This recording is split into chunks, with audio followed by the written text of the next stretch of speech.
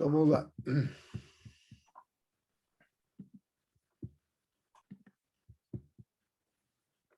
Voltou a aparecer? Sim, está aparecendo. Bom, então, eu apresentava esse conjunto de atividades que o nosso grupo de pesquisa faz, e aqui eu apresento alguns dos projetos que nós temos hoje em desenvolvimento dentro do grupo.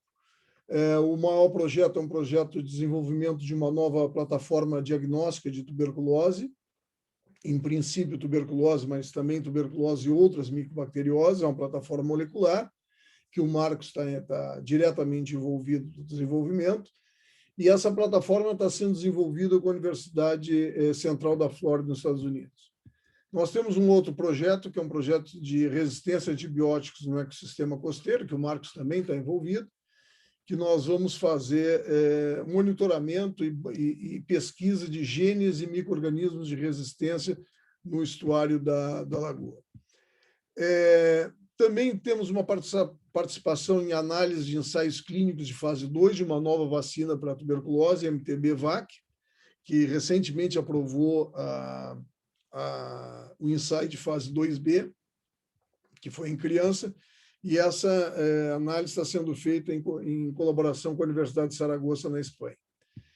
Estudamos o efluxo como mecanismo de resistência em Mycobacterium abscessus e Mycobacterium avium, e impacto, mais recentemente, passamos a estudar, como não poderia deixar de ser, o impacto da Covid-19 no controle da tuberculose em Rio Grande. Esses são os principais projetos, tem mais alguns da professora Andréia, da professora Daniela, que eu não coloquei aqui, mas nós desenvolvemos em torno de 10 projetos de pesquisa dentro do grupo. Isso é só para mostrar que alguns desses projetos não se convertem só em paper, todos eles se convertem em formação de recursos humanos, de iniciação científica, de mestrado, doutorado, e alguns deles se convertem, como foi esse caso aqui, também num teste diagnóstico comercial, transferência de tecnologia para a sociedade.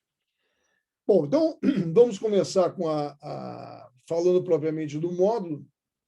Eu uso alguns materiais de suporte didático e me utilizo de artigo científico, endereço eletrônicos e alguns vídeos de suporte. Em geral, há uma certa resistência em usar, resistência por parte dos alunos, em que seja usado o artigo científico como suporte didático. Eu não posso compactuar com essa posição, porque os artigos são a informação mais recente, são as evidências mais recentes de determinado assunto, ou alguns deles mostram o estado da arte de determinado assunto. E eu escolho os artigos que lá coloco na plataforma, que são os artigos que eu suponho, e tenho quase convicção, que vocês vão entendê-los. E solicito apenas que vocês, se não quiserem ler todo o artigo, leiam pelo menos o abstract desses artigos, que já seria suficiente. Quanto aos livros, alunos que tenham acesso a livros de microbiologia básica ou médica podem utilizar também como suporte, né? São bem-vindos. Existem alguns livros de microbiologia eletrônicos que estão disponíveis, como, por exemplo, esse de microbiologia médica do Jaldes, que é um excelente livro, o bloco de biologia de micro-organismos, que é uma microbiologia mais geral, também excelente, o famoso livro do Trabunce, de microbiologia, e microbiologia do bloco em uma outra edição. Todas essas edições podem ser utilizadas como suporte diagnóstico. Qual é a nossa estratégia? A estratégia nesse semestre é um pouco diferente da do semestre passado, um pouquinho só diferente. Ela se baseia em videoaulas que vão ser depositadas lá no AVA. Quanto à quantidade de vídeos, eventualmente vocês vão ver sobre determinado assunto 3 ou 4 vídeos. Isso não é uma fragmentação de conteúdo, é apenas uma compartimentalização do assunto para que vocês vejam vídeos mais curtos, né, e com isso não se aborreçam de ver um vídeo, digamos, de 1h30. Então, esses vídeos tendem a ter, no máximo, 30 minutos. Tá? É uma divisão temática, como eu disse, não é uma fragmentação do conhecimento. A carga horária somada de todos esses vídeos dá metade da carga horária, um pouco mais da metade da carga horária prevista para a disciplina, e o que sobra, então, é para ser complementado com leitura, com estudos, etc. E esses vídeos vão ser disponibilizados, junto com as apresentações referentes a eles, nas sextas-feiras da semana anterior a que se apresentaria esse conteúdo. Então, na sexta passada, nós disponibilizamos os vídeos de introdução à bacteriologia e introdução à virologia. E nessa sexta, acho que vamos disponibilizar, se não me engano, Staphylococcus e Streptococcus. O que é diferente do semestre passado são as aulas síncronas, que não são mais uma repetição das aulas assíncronas dos videoaulas, senão que são temas novos.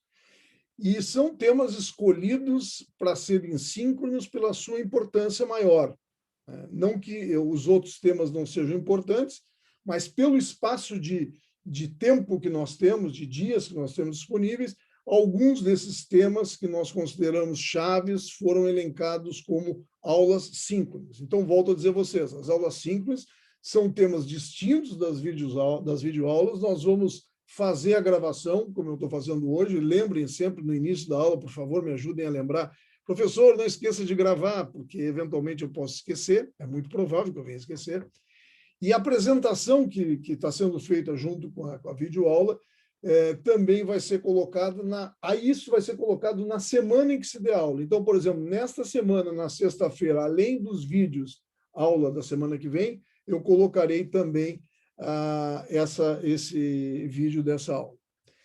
E nós temos um fórum assíncrono permanente que está lá disponível no AVA, onde vocês podem colocar todas as dúvidas que vocês tenham sobre microbiologia médica, pertinentes ao que está sendo dado, ao conteúdo que está sendo dado, ou alguma outra curiosidade de microbiologia médica, que nós vamos procurar responder e ajudá-los a entender. Participam desse processo de resposta no fórum, bem como das aulas, todo o staff, toda a equipe do NUPEM. Então, por exemplo, se vocês fizerem uma pergunta de virologia, a expert em virologia é a professora Ana Maria Barral Martinez. Então, muito provavelmente, salvo algum problema particular, mas muito provavelmente ela vai responder. Se vocês tiverem alguma pergunta sobre infecções do trato gastrointestinal, muito provavelmente a professora Júlia vai responder. E assim por diante. Nós vamos tentar utilizar sempre aquele que tem mais experiência no tema para tentar tirar as dúvidas de vocês colocadas lá no fórum. No semestre passado, o fórum foi muito pouco utilizado. Nós utilizamos o fórum de forma diferente da parasitologia. Nós não fazemos pergunta, vocês é que fazem a pergunta para que nós possamos responder. A avaliação é simples, é uma avaliação só, uma prova com cerca de 50 questões, em geral são 50 questões objetivas, conteúdos que constam nos temas trabalhados nas aulas, síncronos e assíncronos, é assunto que vai ser tratado aqui, e algumas perguntas dos artigos que são colocados lá no AVA. Essas perguntas podem ser respondidas apenas lendo o abstract. Então, não é nada de demais. Além da complementação, além de toda essa estratégia, eu quero reforçar que a complementação desse trabalho todo conta com a participação ativa de vocês no fórum. É extremamente importante que vocês estimulem a vida do fórum. A vida do fórum é o aluno. Recomendo estudar bastante, assistir vídeos de suporte, isso é uma coisa importante.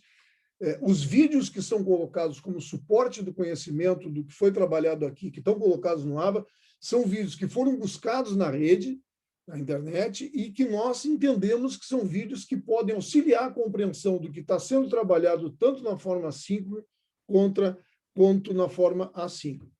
E os artigos científicos sugeridos, então, devem ser lidos, no mínimo o abstract deles, e vocês, claro, não estão impedidos de, a partir do que lerem nos artigos, buscarem outros que julguem que possam ser úteis, ou mesmo solicitar a nós que nós indiquemos algum artigo que vocês sobre determinado tema.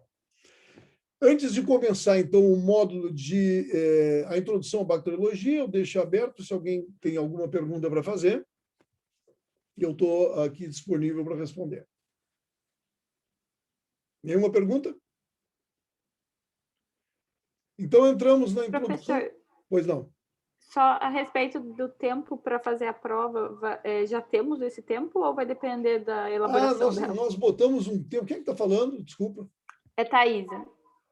Nós temos um tempo vastíssimo, Thaís. O ano passado, nós seguimos o mesmo padrão da parasitologia, são 5 horas para responder. É que depois que tu entra, tu não pode sair mais, né? Mas, se não me engano, tu tem 5 horas para responder, porque, enfim, é levado em consideração a dificuldade que pode ter, eventualmente, de acessar a rede, enfim, qualquer outra intercorrência que atrapalhe o acesso à prova. Tá bom, professor. E se acontecer algum fato inesperado, né, nós temos condições de refazer, enfim, isso não é um problema que me aflige. Sinceramente, tá. É que a gente, na primeira... se preocupem menos com isso do que qualquer outra coisa, né? O que eu os convidaria, aproveitando a tua deixa, eu entendo que, como aluno, a gente sempre está preocupado com a avaliação, porque, no final, é o desfecho daquela disciplina, e isso é importante para seguir adiante, mas, como professor e como membro da academia, da universidade, eu convidaria vocês a fazer um mergulho na microbiologia médica, né, nessas 5 semanas que nós temos, para aproveitar essa viagem. É uma viagem muito curta, né, densa, mas menos densa do que deveria ser, mas, em função do tempo de 5 semanas, ela é do tamanho que pode ser. Mas se preocupassem menos com a avaliação e muito mais com essa relação de ensino-aprendizagem, perguntas, etc. Não se preocupem, que a avaliação é super tranquila. Vejam as notas do semestre passado e vocês veem que não há nenhuma dificuldade. Tá bem? Posso continuar? Tá, obrigadão, professor. De nada.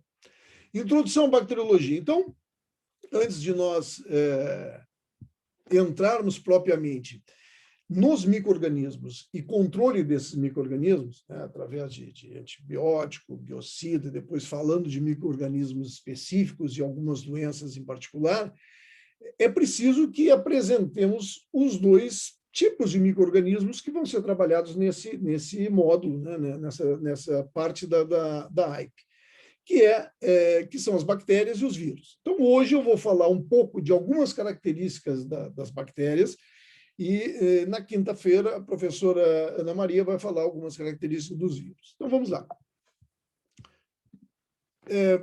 Uma célula bacteriana, e isso é uma coisa que deve ficar bem claro para vocês, porque isso tem uma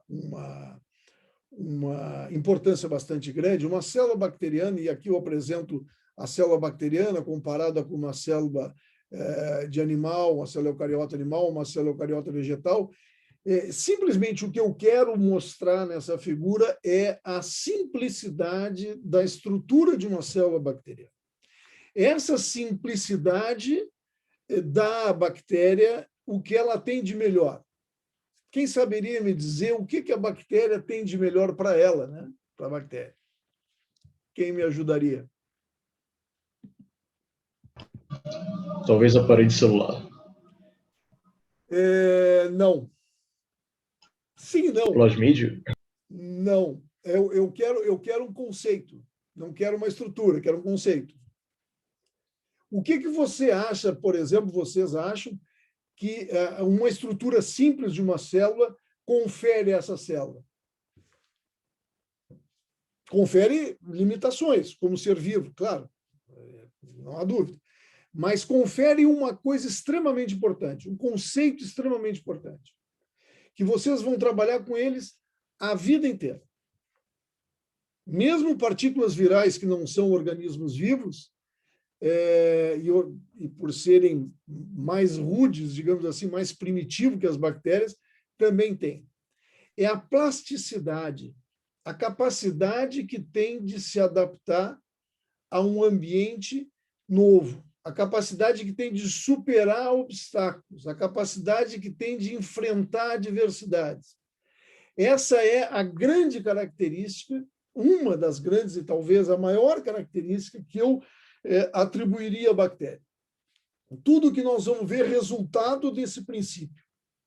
A capacidade do micro-organismo resistir ao longo do tempo, se adaptando pela sua plasticidade, pela simplicidade da sua estrutura celular.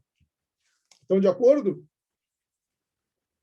Isso repercute tanto, por exemplo, no escape do sistema imune, quando ele está infectando, repercute na resistência aos antibióticos, ou agora, como nós estamos vendo, uma partícula viral, que não é um organismo vivo, volto a dizer, com as suas variantes, aí surgindo no caso das variantes do SARS-CoV-2.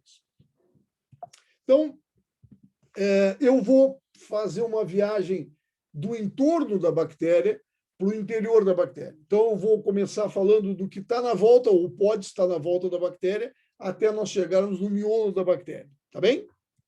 Então, algumas bactérias fazem uma estrutura chamada biofilme. É uma estrutura conhecida há muito tempo. Essa estrutura, na verdade, é uma estrutura de mucopolissacarídeos, né, que vocês estão vendo aqui, com uma espécie de rede. Conseguem ver? Conseguem ver? Se fosse uma teia de aranha? Sim. E aqui embaixo, em branco, estão as bactérias, que estão tecendo essa teia de aranha. Esses biofilmes estão presentes em cascos de navio, são um grande problema em dutos e tanques de petróleo, porque as bactérias acabam corroendo esses dutos, e aí vejam o que acontece, extravasamento de petróleo. Mas, sob o ponto de vista médico, esses biofilmes são feitos também pelas bactérias em equipamentos médicos, como catéteres, por exemplo, né? E as bactérias que estão sob esse biofilme, né, elas são mais resistentes aos antibióticos e aos biocidas. Alguém poderia perguntar, mas resistência aos antibióticos se estão no catéter? Mas já se sabe, e também não há pouco tempo, já se sabe desde muito tempo, que esses biofilmes também podem ser feitos em vivo. Eventualmente, por exemplo, numa prótese valvular, uma válvula cardíaca, pode acontecer de um micro-organismo fazer um biofilme e ali causar uma infecção resistente aos antibióticos em função dessa proteção. Então, não são todas as bactérias que fazem, é verdade, mas algumas fazem e têm essa vantagem. Aqui algumas, para vocês terem uma ideia da diversidade de micro-organismos que podem fazer biofilme. Então, você tem Escherichia coli, uma bactéria gram-negativa, que é presente na microbiota normal do intestino, Pseudomonas aeruginosa, que é uma bactéria ambiental, Staphylococcus epidermidis, que em geral é uma bactéria colonizadora, faz parte da nossa microbiota da pele, Staphylococcus aureus, que pode fazer parte ou não, mas está envolvido em muitas doenças infecciosas, e por aí nós vamos com uma série de micro-organismos que podem fazer biofilme, e aqui a estrutura, né, desse biofilme, como é que ele se compõe bioquimicamente, a grande parte dele é água, mas aqui o mais importante é que ele é formado por esses polissacarídeos. Certo? Alguns micro-organismos fazem esse biofilme e hoje essa estrutura é reconhecida como uma estrutura muito importante, tanto na prevenção de transmissão de infecção hospitalar, quanto na possibilidade de ocorrer biofilme numa infecção no ser humano. Alguns micro-organismos, algumas bactérias, não todas, têm uma estrutura chamada cápsula, né? Essa estrutura, alguns autores, se vocês forem ler o livro do Bloch, por exemplo, ele fala em cápsula e glicocálice, dando como definição que a cápsula é um envoltório mais firme, uma estrutura mais rígida, enquanto o glicocálice seria uma estrutura mais mucoide. Eu aqui não adentrei nessas diferenças, porque não vem ao caso. O que importa aqui é mostrar a vocês e dizer a vocês que algumas bactérias conseguem produzir cápsula. Então, aqui vocês estão vendo uma bactéria capsulada, o entorno dela branco, ela corada por gram positivo, entorno branco, e aqui numa outra técnica de coloração, que faz com que a cápsula enche, vocês veem o micro-organismo dentro, aqui o Streptococcus pneumoniae, e tudo esse halo aqui é uma cápsula que, por essa técnica, ela se dilata e fica bastante perceptível ao microscópio óptico. Então, uma camada que circunda a célula, está externa à parede celular, relembra que nós estamos vindo de fora para dentro, né? E algumas bactérias produzem, não são todas, mas, por exemplo, Neisseria meningitidis, o meningococo, produz cápsula, Streptococcus pneumoniae produz cápsula, algumas cepas de Escherichia coli também produzem cápsula, Haemophilus influenza também produz cápsula, e não é à toa que essas 4 bactérias estão envolvidas em meningite, né? Porque elas conferem uma vantagem a esses micro-organismos, que é a ação antifagocitária, né? Então, a cápsula protege, está envolvida com a proteção dos micro-organismos quanto à ação fagocitária do sistema imune. Além disso, a cápsula também atua ajudando a fixação das bactérias, a fixação da colônia bacteriana. A fixação das bactérias é extremamente importante para que elas possam causar infecção. A incapacidade de uma bactéria de se fixar em determinado tecido ou determinada superfície é determinante para que ela tenha muita dificuldade de causar infecção, na medida em que ela não se fixa e não consegue se reproduzir, tá? Então, a cápsula é um dos fatores que ajuda a fixação. O conjunto de fatores que ajudam uma bactéria a se fixar é reconhecido em alguns livros, alguns autores, e bem definido como adesinas. Adesinas, então, é um conjunto de estruturas que a bactéria pode ter que permite que ela se fixe. Uma das adesinas poderia ser as cápsulas. As bactérias se movimentam? Essa é uma pergunta interessante, porque isso dá uma vantagem também à bactéria. Algumas bactérias têm flagelo, né? Então, bactérias podem ter flagelo único numa só ponta, podem ter flagelo em 2 extremidades, podem ter tufo de flagelo numa extremidade só, e podem ter flagelos no entorno de toda a célula. Por exemplo, a Escherichia coli tem flagelos disseminados por toda a célula. Helicobacter pylori, Escherichia coli, como eu falei a vocês, Escherichia coli aqui, Helicobacter pylori aqui. Helicobacter pylori tem um tufo de flagelos numa extremidade. Então, é chamado lofotríquio, por causa desse tufo de flagelo. Quem tem flagelo nas 2 pontas é chamado de anfitríquio. Quem tem um flagelo só numa extremidade é chamado de monotríquio. Quem tem flagelo em toda a volta é chamado de peritríquio. É óbvio que eu não vou perguntar isso, né? Só por curiosidade. Aqui nesse desenho simples, ele mostra, por exemplo, que ajuda poderia dar o flagelo em determinadas situações. Então, você tem aqui um cultivo bacteriano, né, com os risquinhos aqui. Você coloca um tubo invertido com um meio de cultivo. Se esse meio de cultivo é agradável, traz um bom açúcar que é necessário àquele micro-organismo, àquela população, eles vão atrás desse açúcar, utilizam a sua estrutura de mobilidade e partem para esse meio de cultivo, para esse ambiente favorável, para desfrutar ali do seu lazer nutricional.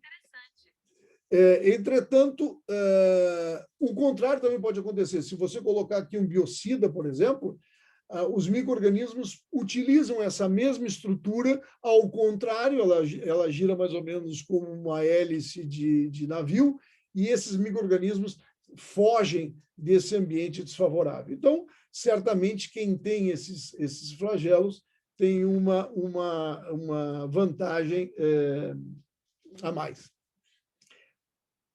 Alguns micro-organismos não têm flagelos expostos na sua periferia, mas têm um flagelo interno, que é chamado, na verdade, de filamento axial. Então, esse filamento está no entorno do micro-organismo, geralmente são espiroquetas, do tipo Leptospira, Treponema pálido, que tem um filamento axial no entorno da parede celular. Isso faz com que ele consiga se movimentar com contração e extensão. Bom, fímbrias e pili estão presentes nas bactérias gram-negativas. As fímbrias eu divido assim, outros autores dividem de outro jeito. Eu prefiro essa divisão, que parece ser a mais sensata. Eu acho que essa divisão está no Bloch. E diz que fibras são apêndices semelhantes a pelo, né, mais curto e fino que os flagelos. Qual é a principal ação da fibra? Não é a única, mas a principal, adesão. Tá? E o que são pili?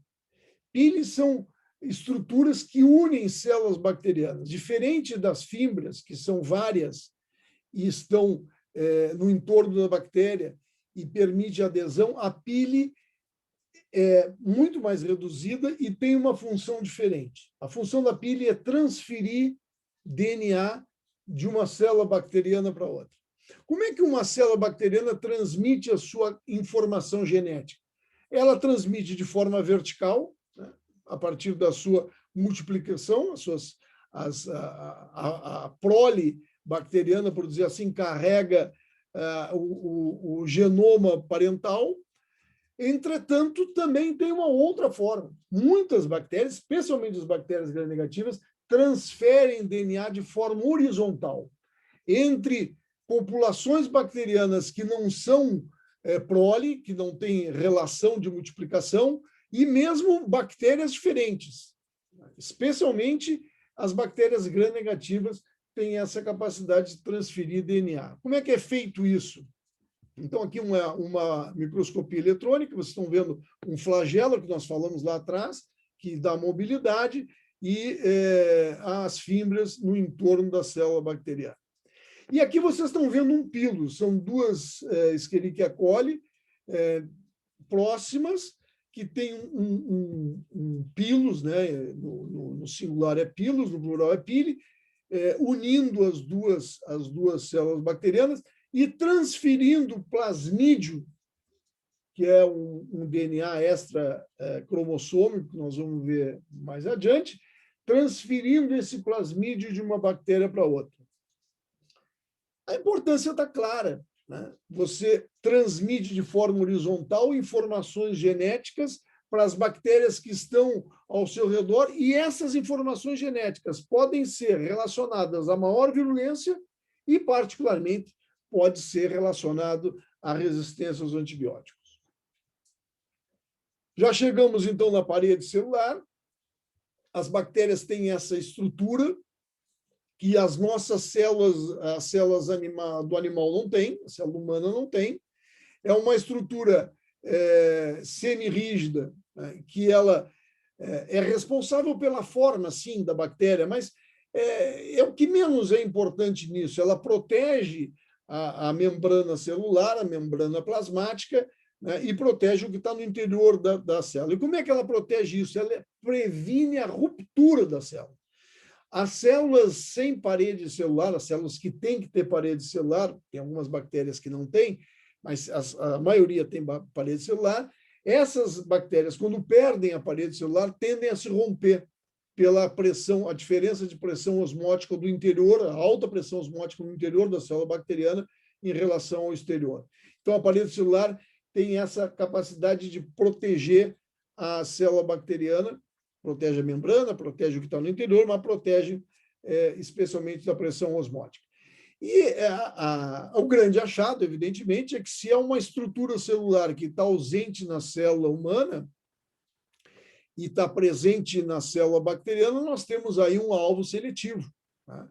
E, por isso, vários antibióticos, entre eles os beta-lactâmicos, os famosos beta-lactâmicos, e os glicopeptídeos atuam inibindo síntese de parede celular. E, com isso, eles têm uma toxicidade muito menor do que outros antibióticos que atuam, por exemplo, em membrana plasmática, visto que a membrana plasmática da célula humana tem algumas similaridades com a membrana plasmática da célula bacteriana. Então, o aparelho celular é um bom alvo de antibióticos e, por isso, continua muito atento ao desenvolvimento de antibióticos para essa estrutura. Aqui, isso também é bastante importante. As bactérias podem ser divididas grosseiramente em dois grandes grupos. Isso, para os médicos, tem uma importância muito, muito, muito grande. Esses dois grandes grupos, né, seriam bactérias gram-positivas e bactérias gram-negativas. Por que uma bactéria é gram-positiva? Uma bactéria é gram-positiva porque você tem a bactéria aqui em branco, tal como ela veio ao mundo, nua. Você coloca cristal de violeta, as bactérias gram-positivas se colam ambas com cristal violeta. Você coloca iodo, ambas formam cristais de violeta, cristal de violeta genciana. E você, numa etapa, na quarta etapa, você faz o uso de uma solução de álcool-cetona, onde você consegue descolorir as bactérias gram-negativas, você tira esses cristais, mas não consegue fazer isso, claro que isso tem um tempo, 1 minuto, você não consegue fazer isso nas gram-positivas. E, por fim, você põe o corante de contraste. Já não vai corar as gram-positivas, porque elas já estão ocupadas pela cristal violeta ou violeta de genciana. Já estão lá roxas. O que vai acontecer é que essa safranina, que é rosa, ela vai corar as bactérias gram-negativas. Então, no microscópio, você vai ver bactérias roxas, ou mais azuladas, e bactérias rosas. Bom, como é que é isso? Isso se deve ao fato que as bactérias gram-positivas têm uma camada espessa de peptídeo glicano. Essa camada espessa de peptídeo glicano confere às bactérias gram-positivas a capacidade de retenção dos cristais de violeta genciana, a resistência, a manutenção, a contenção desse corante, mesmo submetido a um tempo de descoloração com álcool-cetona. O mesmo não acontece nas bactérias gram-negativas, que têm uma camada de peptídeo glicano mais estreita e, portanto, não é capaz de reter o cristal de violeta de genciana na presença do álcool-cetona e acaba se descolorindo e se corando com a fucsina, ou a safranina, e, portanto, ficando rosa. Isso é extremamente importante. Então, aqui, uma outra representação, as bactérias gram-positivas, uma parede celular, o peptídeo glicano bastante espesso e, portanto, retendo, e uma bactéria gram-negativa com peptídeo glicano mais estreito e não retendo o azul, e sim a safranina. Por que isso é importante? Bom, primeiro, é importante porque se, numa situação de emergência, você não dispuser de uma tecnologia rápida para diagnóstico, ou você tiver em algum local onde essa tecnologia não tenha chegado ou não seja possível assumi-la pelos custos, você pode ter, às vezes, como única informação do laboratório, a microscopia. A microscopia é rápida de ser feita, simples, e o laboratório pode lhe dizer assim, por exemplo, você tem uma suspeita de meningite, você faz a coleta do líquor, manda ao laboratório, o laboratório vai cultivar o líquor, mas isso vai levar 48 horas, mas o laboratório faz a microscopia corada pelo GRAM, ele informa que ele viu diplococos gram-negativo aos pares. Praticamente, o laboratório já lhe deu o diagnóstico etiológico, uma Neisseria meningitis. Porque ele deu o aspecto, o diplococo, quer dizer, cocos que estão juntos, poderia dizer de aspecto reiniforme, porque às vezes ele tem um aspecto de rim, e que são gram-negativos. Então, cocos gram-negativos não são muito comuns, geralmente são gram-positivos, mas a Neisseria é um coco gram-negativo. E com isso ele já deu um bom indicativo que abordagem clínico-terapêutica você vai ter que tomar. Então, muitas vezes, claro, em alguns casos, por exemplo, se você não vai fazer uma microscopia de fezes, é algo não usual, não pedido, porque, na maioria das vezes, você vai ver um misto, né, uma diversidade de população bacteriana muito grande. Mas em materiais que normalmente são estéreis, como o caso do líquor, ou, por exemplo, uma secreção uretral, que você vê também lá um cocos gram-negativo, aos pares e tal, intracelular e extracelular, bom, aí é uma Neisseria gonorreia, muito provavelmente, Então, você vai ter alguns indicativos. Isso pode determinar a correta abordagem clínico-terapêutica antes de você ter uma confirmação diagnóstica de maior acurácia. Além disso, eu gostaria de chamar a atenção que as bactérias gram-negativas têm, apesar de ter esse peptídeo glicano estreito, ela tem uma composição diferente da bactéria gram-positiva, que é a membrana externa. As bactérias gram-negativas têm uma membrana externa formada por lipopolissacarídeo, isso está lá na videoaula que foi depositada. Esse LPS, lipopolissacarídeo, contém a endotoxina, portanto, é uma toxina que está presa à membrana externa da bactéria. A endotoxina, na verdade, é o lipídio A do lipopolissacarídeo, então é a parte lipídica que é a endotoxina, e essa endotoxina, quando a bactéria morre, ela é liberada, por exemplo, liberada na corrente sanguínea, e ela é uma toxina pró-inflamatória. Então, dependendo da quantidade que é liberada, você tem uma resposta inflamatória maior ou menor. Então, aqui exemplo de bactérias gram-positivas, né? Aqui Coccus, né? Staphylococcus, provavelmente. Staphylococcus formam grumos, né? Formam, Staphylo vem de cacho, ele forma como se fosse, em alguns casos, cacho de uva. E o estrépito, que vem de cadeia, né? Ele cresce diferente, se dá simplesmente porque a forma de divisão celular é diferente. Então, o Streptococcus é uma bactéria gram-positiva, geralmente disposta em cadeia, e o Staphylococcus é uma bactéria gram-positiva disposta em grumos. Bactérias gram-negativas, eu já falei a vocês, uma delas é a Neisseria meningitidis, vocês estão vendo aqui pequenininho, isso aqui é um polimorfo nuclear com o seu núcleo, né? o seu núcleo segmentado, e dentro vocês estão vendo, conseguem ver aqui cocos, diplococos, estão juntinhos.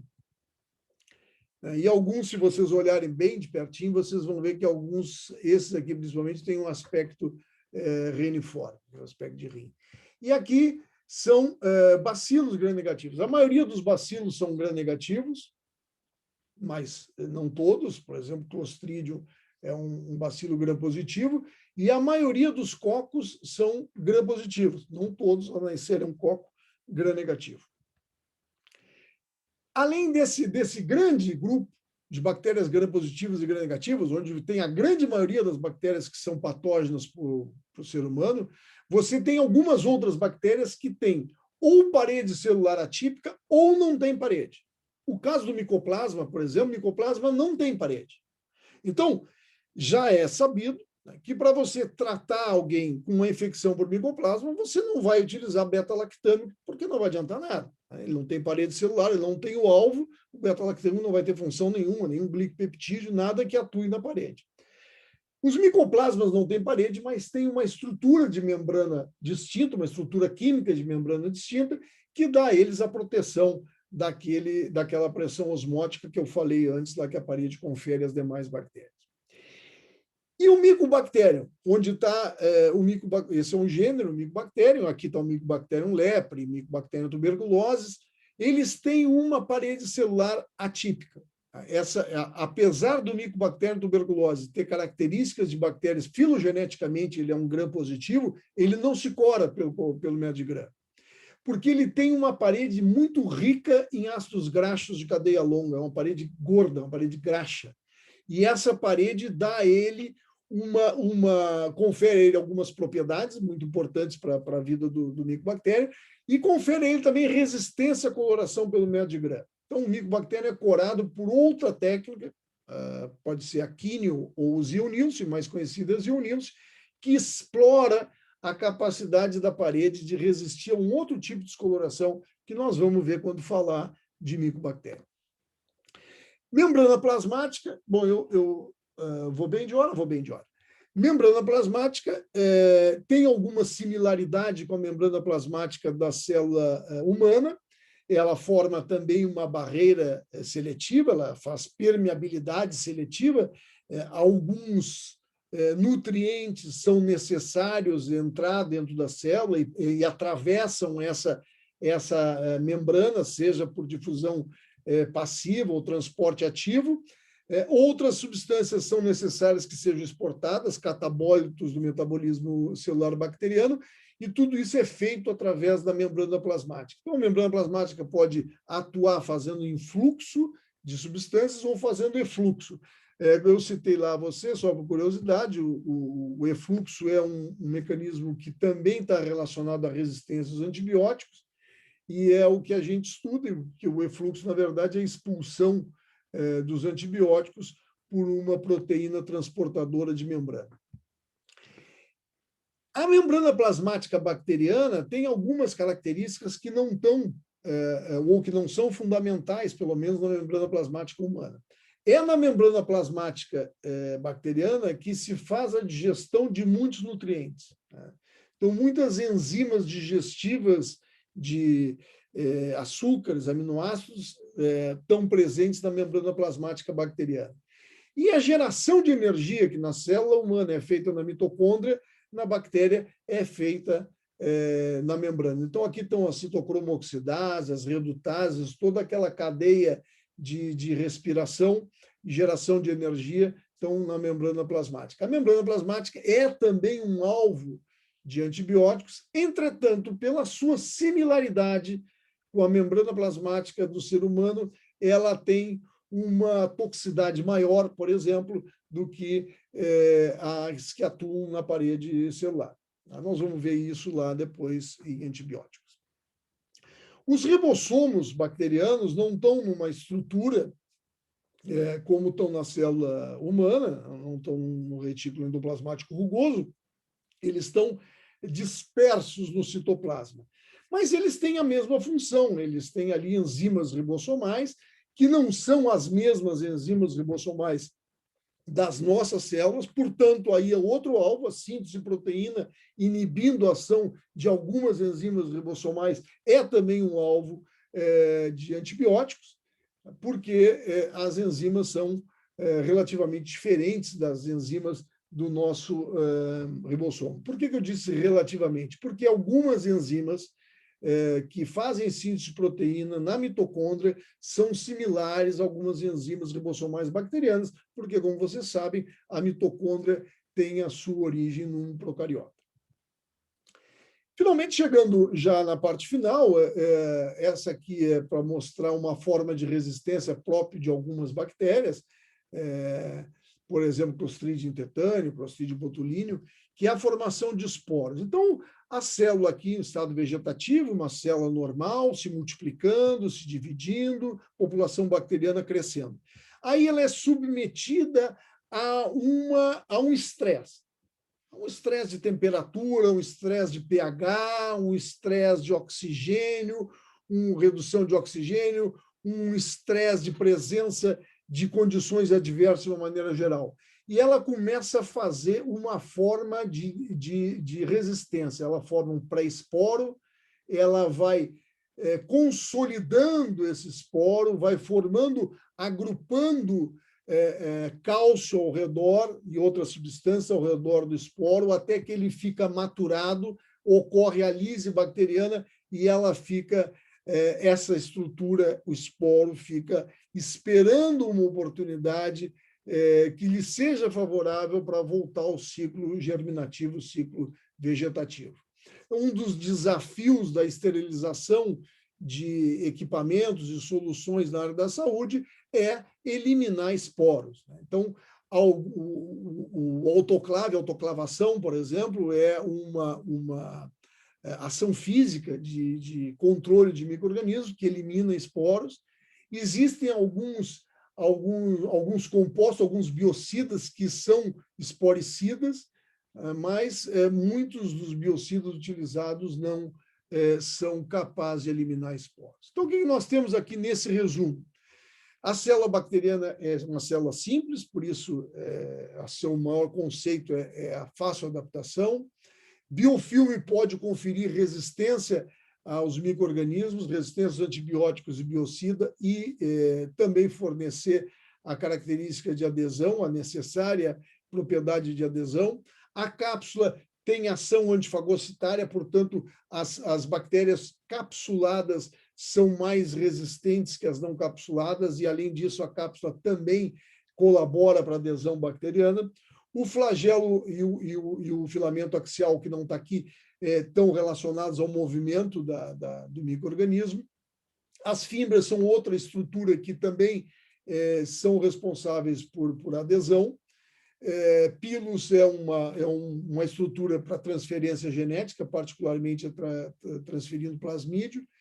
Parede tem como função principal a proteger a célula da pressão osmótica, e a base do GRAM, e além disso é alvo de antibiótico. Membrana plasmática tem alguma similaridade com a membrana plasmática humana, mas tem algumas diferenças. Por exemplo, a respiração celular é feita na membrana plasmática. Ela é um alvo de antibiótico, mas é um alvo menos seletivo do que a parede. Ribossomos têm a mesma função, síntese de proteína, estão dispersos no citoplasma. Alguns desses ribossomos têm enzimas ribossomais similares à que tem nas mitocôndrias humanas. E os esporos são a forma mais resistente das bactérias. Muito bem. Alguma pergunta até aqui?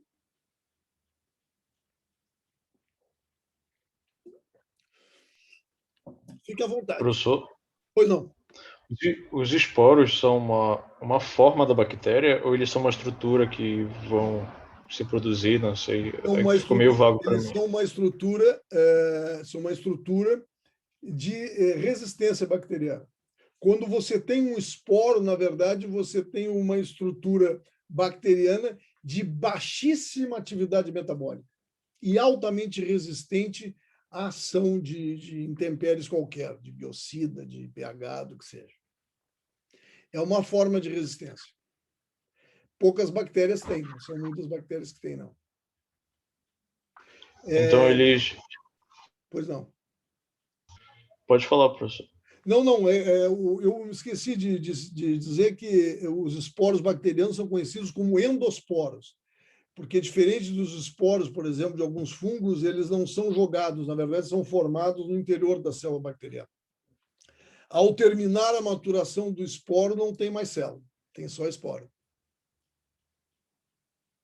E esse esporo pode vir a se tornar uma bactéria?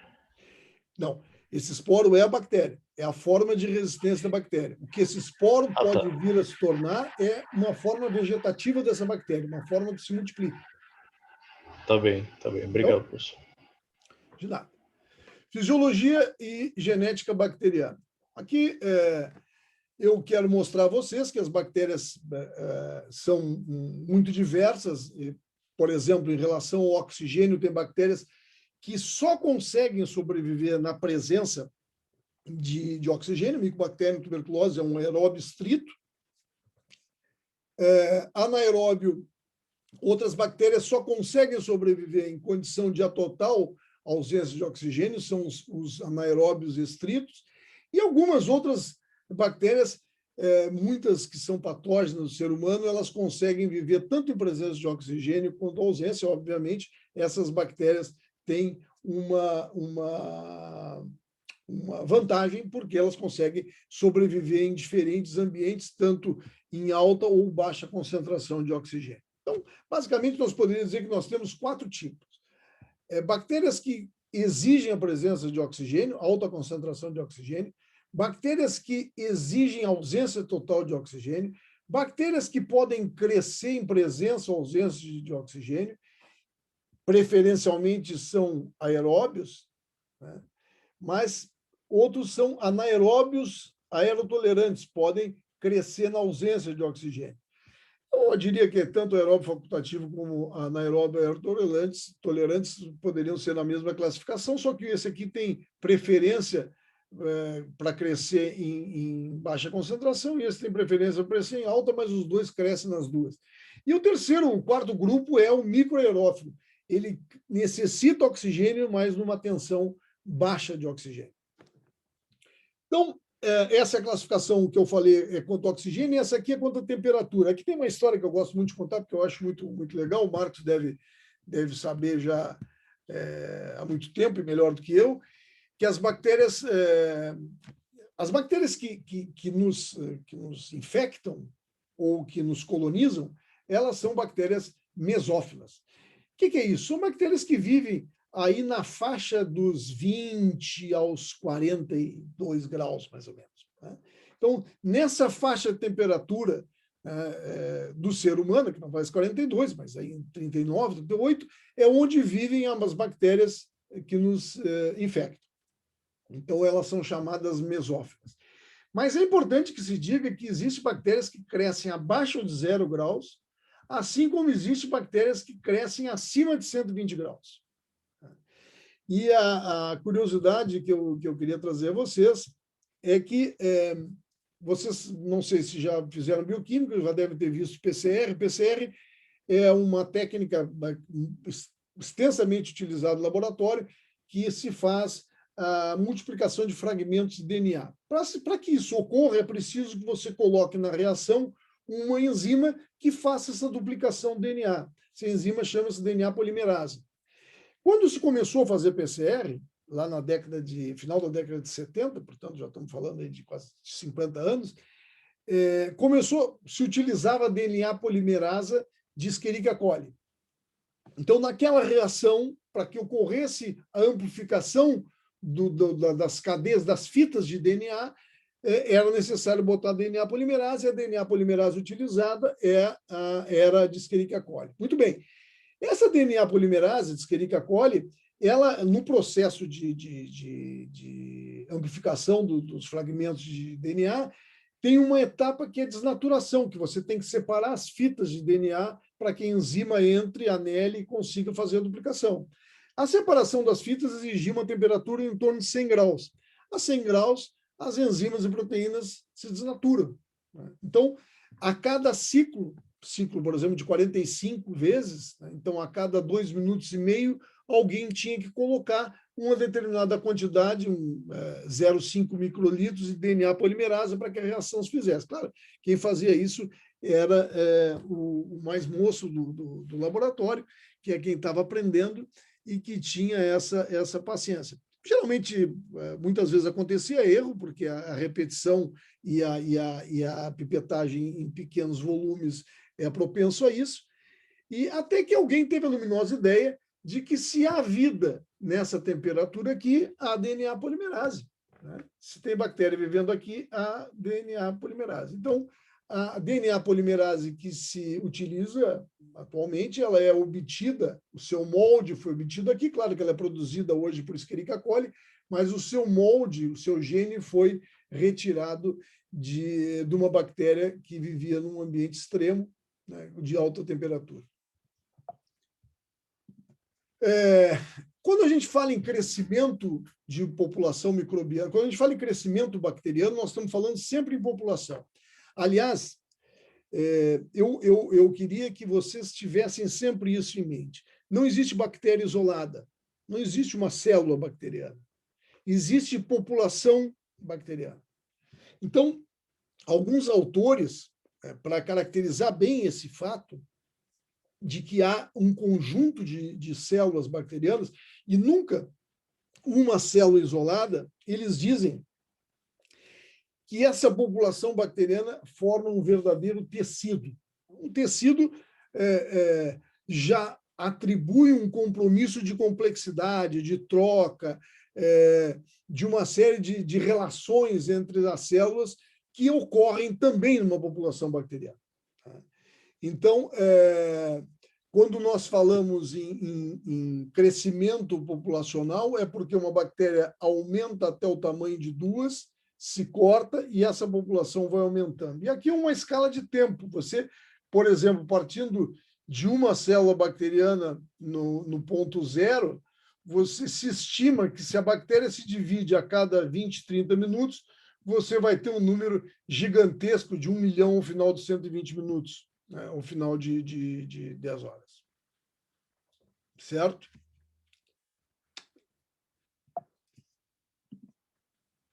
Fase de crescimento, uma população bacteriana em geral.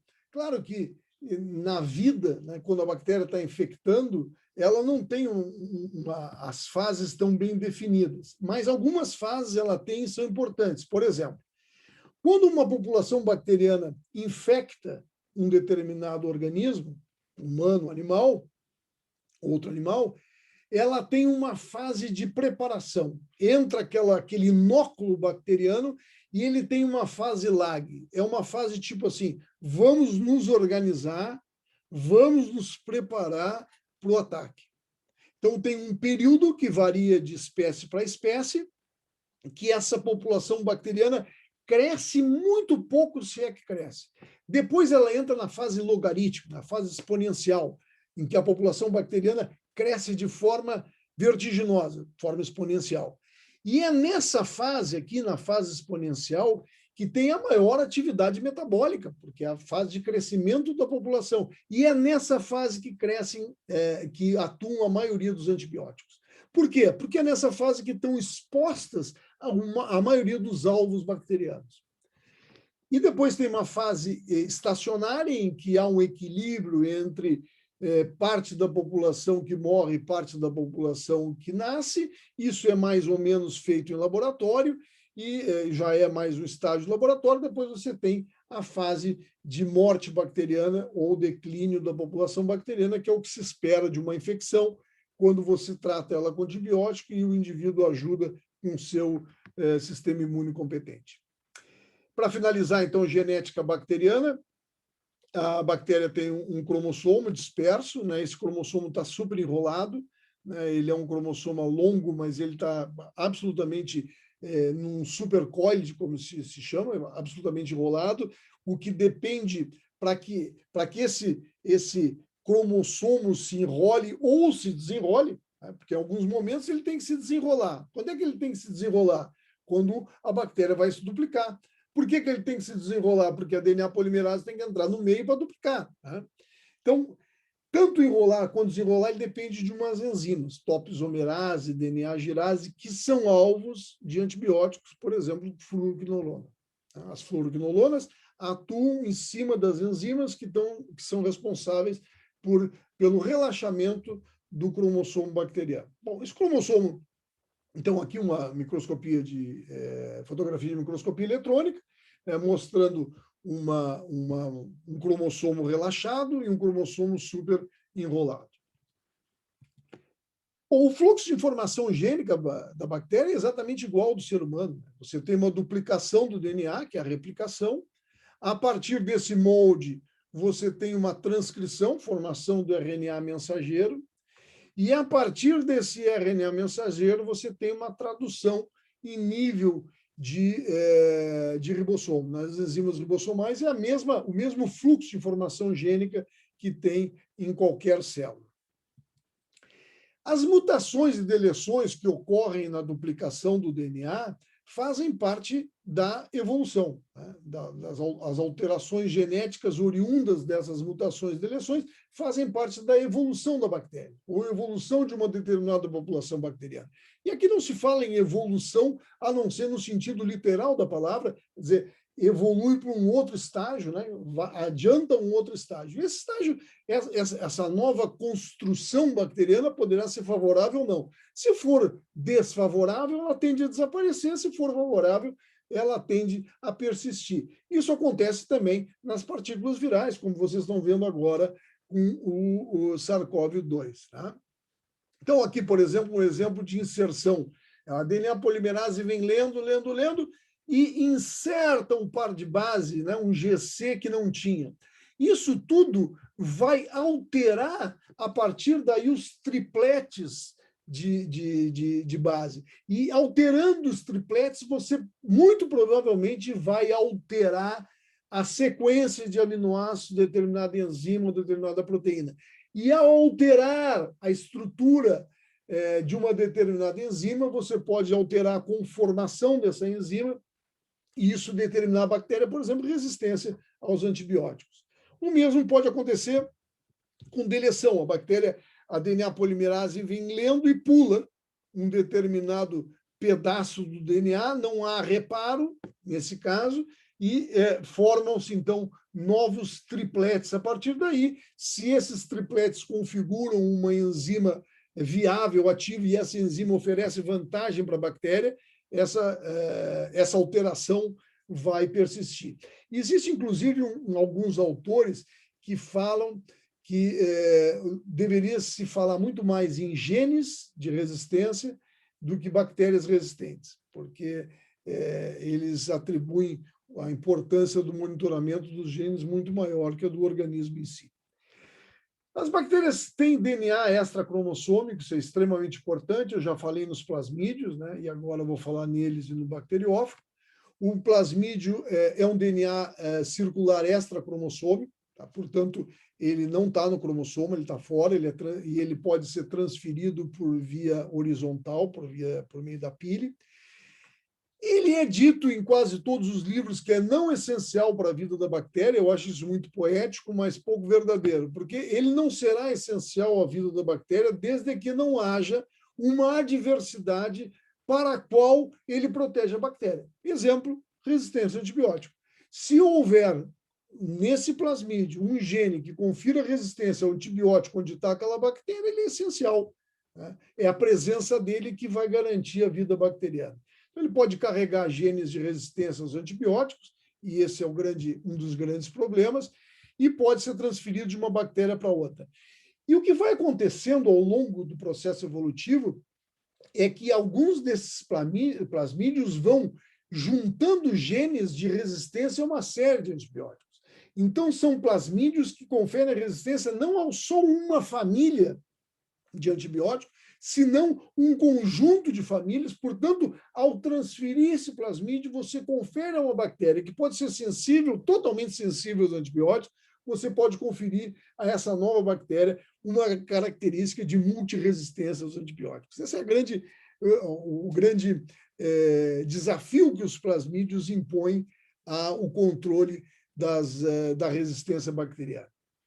O bacteriófago também pode carregar. O bacteriófago é um vírus, né? Um vírus bacteriano, que pode ter dois ciclos, né? Ele tem um ciclo que é um ciclo lítico, né? Ele entra na bactéria, inocula o seu DNA, esse DNA é multiplicado, né? E a bactéria entra em lise e, novamente, vai infectar, esse bacteriófago vai infectar novas bactérias e vai lisar novas bactérias. Mas, algumas vezes, ele não tem um ciclo lítico, ele tem um ciclo lisogênico. Ele entra na bactéria e fica nessa bactéria como um prófago. Isso pode ser indefinido, pode se tornar uma característica da espécie. Por exemplo, o Mycobacterium tuberculosis tem muitos prófagos, e hoje ela não transfere, não se há conseguido detectar transferência horizontal de genes em Mycobacterium tuberculosis. Mas, em algum momento na ancestralidade dessa bactéria, houve uma infecção por fagos, tanto que ela carrega consigo prófagos. Uma coisa interessante desses fagos, esses que não são líticos, que são lisogênicos, é que, muitas vezes, eles são codificadores de toxina. Então, muitas das toxinas, especialmente de bactérias gram-positivas, mas também algumas em gram-negativas, não estão codificadas no cromossomo, senão estão codificadas no fago. Portanto, se ele sai do ciclo lisogênico e entra no ciclo lítico, se carregar esse gene, essa informação, essa toxina, essa produção de toxina pode ser transferida. Então, aqui existem 3 formas de transferir DNA. 2 eu já falei, através dos fagos, chama transdução. Geralmente eu pergunto isso, a diferenciação dessas 3 formas de transmissão. Transdução é através do fago bacteriano e ele pode levar consigo toxinas. Conjugação é através do plasmídio, pode levar consigo fator de virulência e antibióticos de resistência e genes de resistência aos antibióticos. E transformação, quando você tem DNA livre, uma bactéria morre, esse DNA é cortado por enzimas de restrição e esse DNA acaba entrando numa outra bactéria e carregando consigo informações daquela que ele é originário. Resumo. Então, bactérias têm um crescimento rápido, por isso o cultivo, em geral, é de 24 a 48 horas. Algumas bactérias, que nós vamos ver também mais adiante, têm um crescimento muito mais lento, enquanto uma Escherichia coli, por exemplo, cresce a cada 20, 30 minutos, ela duplica a população. Mycobacterium tuberculosis duplica a cada 20 horas. Né? e Mycobacterium lepre a cada 2 dias. Então, não são todas as bactérias que têm um crescimento rápido. Falei na classificação, de uma maneira geral, né, a adaptação e ambientes próprios, tanto em relação, não falei aí de pH, mas também tem classificação quanto pH, mas falei fundamentalmente temperatura e oxigênio. Fase do crescimento, eu chamei a atenção a vocês que a fase exponencial é onde haja a maioria dos antibióticos. Plasmídios e fagos são importantes para o intercâmbio de informação genética, né, resistência aos antibióticos, carregar toxina, etc. E as mutações são evoluções que podem determinar, entre outras coisas, resistência aos antibióticos. Era isso que eu tinha para mostrar a vocês. Fico à disposição para perguntas. Vocês têm uma prova, né, às 4 horas. Normalmente, as aulas são em torno de 1h30, 1h40. Hoje atrasou um pouquinho, porque, enfim, deu problema no sistema aqui. Estou à disposição de vocês.